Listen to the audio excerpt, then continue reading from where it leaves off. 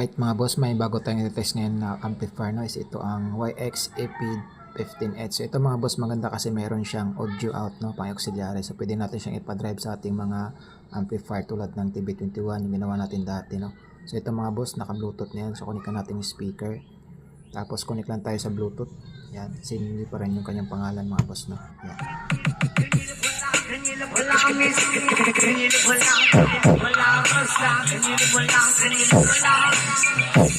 John Wayne.